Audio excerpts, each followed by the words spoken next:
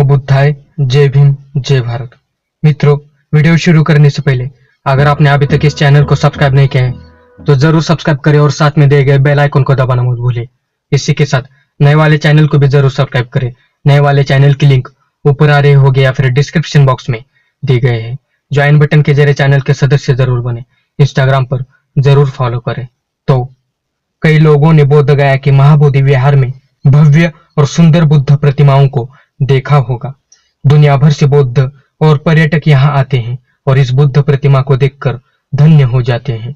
फूल झड़ते हैं, वे बुद्ध वंदना कहते हैं और जब वे इकट्ठा होते हैं तो वे वहां फोटो भी लेते हैं। कई लोगों को यह ज्ञात नहीं है कि यह धैर्य पूर्वक भगवान बुद्ध की प्रतिमा को बोधगया में एक और विहार से लाया और स्थापित किया गया है। चक्रवर्ती सम्राट अशोक राजा ने 3री शताब्दी ईसा पूर्व में बोधगया में एक नक्काशीदार लकड़ी और ईंट का विहार बनाया था, लेकिन उस समय विहार में बुद्ध पद कमल प्रतीक, धम्म चक्र और बोधि वृक्ष के चित्र थे। खिलने वाला बोधि वृक्ष मठ के परिसर में था। इसी प्रकार वज्रासन पत्थर को उस पेड़ के नीचे खड़ा किया गया था जहां भगवान बुद्ध ने आत्मज्ञान प्राप्ति किया था। 500 साल बाद जब विहार को जीर्ण शीर्ण कर दिया गया था, गुप्त राजा के शासनकाल के दौरान पूर्व और उत्तर की ओर 11 मीटर ऊंची ईंट की नक्काशी और द्वार के साथ वर्तमान बड़े मठ का निर्माण किया गया था। यात्रियों द्वारा लिखे गए विवरणों और वहां मिले शिलालेखों के अनुसार यह देखा गया कि 700 वर्ष तक इस स्थान पर एक बड़ी बुद्ध प्रतिमा थी, लेकिन 11वीं शताब्दी के मुस्लिम आक्रमण के बाद मूर्ति कहाँ चली गई, इसका कोई इतिहास नहीं है। ईस्वी सन 1413 में आचार्य सारिपुत्त ने यहाँ भगवान बुद्ध की प्रतिमाओं की स्थापना के लिए जो माप लिए थे वे तिब्बत में दिए गए थे, ऐसा कहा गया है। लेकिन अभी तक यह नहीं पता कि वो बुद्ध मूर्ति मिली भी या नहीं। इसके बाद महाबोधि विहार को 19वीं शताब्दी तक म्यांमार सरकार द्वारा समय समय पर मरम्मत किया गया। एक अंग्रेज सर्वेक्षक फ्रांसिस बुकानन ने 1811 में यहाँ का दौरा किया था। फिर उसने इस जीर्ण शीर्ण महाविहार को देखा था। 1880 में ब्रिटिश सरकार ने जीर्ण शीर्ण महाबोधि विहार की मरम्मत करने का निर्णय लिया और भारतीय पुरातत्व सर्वेक्षण के निदेशक अलेक्जेंडर कनिंघम के सहायक इंजीनियर जोसेफ बेगलर को यह काम सौंपा गया था। इस कार्य के लिए रुपए 20,000 भी प्रदान किए गए थे। जोसेफ बेगलर ने तुरंत महाबोधि विहार की मरम्मत शुरू कर दी। अंदर से बाहर और जमीन से गुंबद तक पौधों को साफ किया और विहार में पड़े खांचों को भरने और सफाई से इमारत को मजबूत किया गया। उन्होंने बाहर के परिसर की भी सफाई की और वहां के स्तूपों की मरम्मत की, रंगीन बना दिया।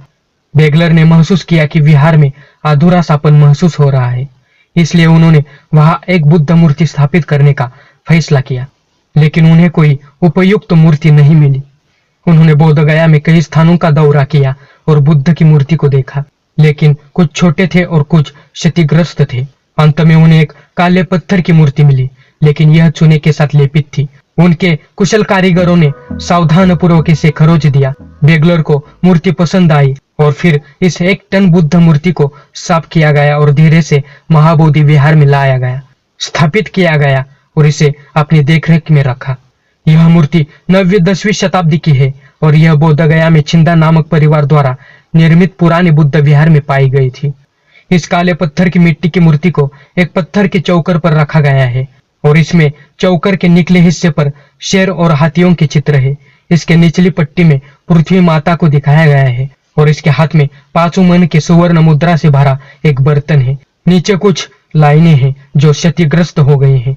इससे यह स्पष्ट हो गया कि यह मूर्ति सामंत के पुत्र पूर्णभद्र और धर्म के पोते द्वारा दान की गई थी। छिंदा परिवार 10वीं-11वीं शताब्दी में बोधगया के प्रमुख जमींदार रहे होंगे, लेकिन पूर्णभद्र के इस विहार का ठिकाना आज तक ज्ञात नहीं है। जब भगवान बुद्ध की प्रतिमा को प्रस्थापित किया गया था, उस समय मौजूदा तिब्बती भिक्षुओं और सिलोन के भिक्षुओं ने बुद्ध की पूजा की थी। पूरी मूर्ति सोने से सजी थी। साथ ही मूर्ति का चेहरा तिब्बती शैली में सजाया गया था। दुनिया भर के बौद्ध पर्यटक और यात्री भगवान बुद्ध की मूर्तियों को देखने के लिए धन्य होते हैं। एक इंजीनियर और फोटोग्राफर जोसेफ बेगलर को सभी बौद्धों द्वारा धन्यवाद दिया जाना चाहिए, क्योंकि उन्होंने भारत के कई प्राचीन स्थानों की तस्वीरें बॉक्स कैमरा में ली, उन स्थानों को दुनिया के सामने लाया। सांची और महाबोधि में स्तूपों और विहारों की मरम्मत की। यदि ऐसा नहीं किया गया होता तो आज भारत में बौद्ध स्थलों का कोई पता नहीं चलता। मित्रों, अगर आपको यह वीडियो पसंद आया हो तो इस वीडियो को ज्यादा से ज्यादा शेयर कीजिए, लाइक कीजिए। चैनल को अभी तक सब्सक्राइब नहीं किया है तो जरूर सब्सक्राइब करें और साथ में दिए गए बेल आइकन को दबाना मत भूलें। इसी के साथ नए वाले चैनल को जरूर सब्सक्राइब करें, इंस्टाग्राम पर जरूर फॉलो करें। चलो मिलते हैं अगले वीडियो में। नमो बुद्धाय, जय भीम, जय भारत।